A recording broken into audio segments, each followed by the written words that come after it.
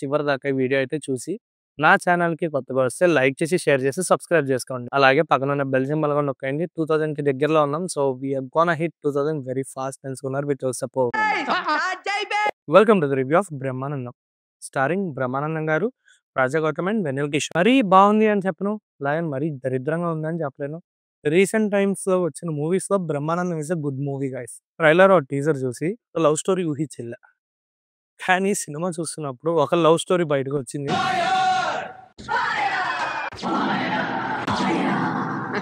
Really crazy ఉంది guys అది. Starting to ending ఆయన సినిమా అంతా ఉంటారు.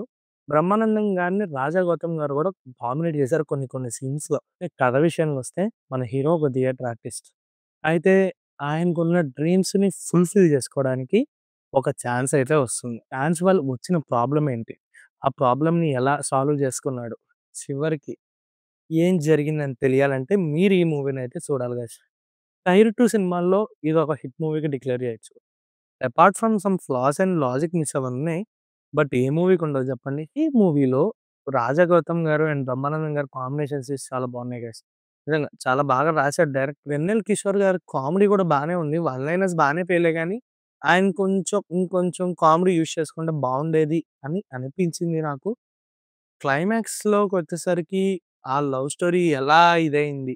రియల్లీ గైస్ ఆ లవ్ స్టోరీ నిజంగా నేను ఒక లవ్ స్టోరీ ఎక్స్‌పెక్ట్ చేశా. మొన్న స్టేజ్ మీద కూడా ముగ్గురు హీరోయిన్స్‌ని చూసా.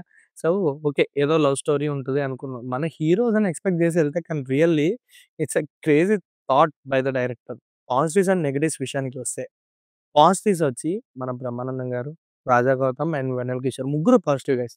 ముగ్గురు పాజిటివ్.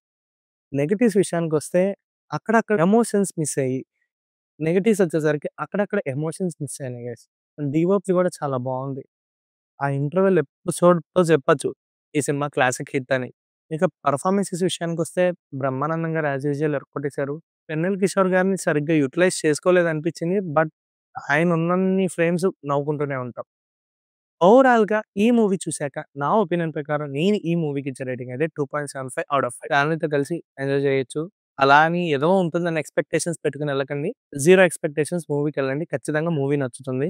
సో, మరిన్ని మూవీ రివ్యూస్ అండ్ అప్డేట్స్ కోసం ఇప్పుడే నా ఛానెల్ అయితే సబ్స్క్రైబ్ చేసుకోండి. బాయ్.